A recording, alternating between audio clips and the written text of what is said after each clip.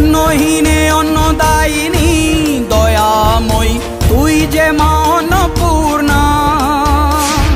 সন্তান স্নেহে তুই মা যেন কল্যাণী সম্পূর্ণা। তোর কথা যেন মন্ত্রোচ্চারণ, বজ্র সম কঠিন অনুশাসন, ধৈর্যেশ্বর বংশহা পৃথিবী, ধর্ম ও ন্যায়ের প্রতিচ্ছবি।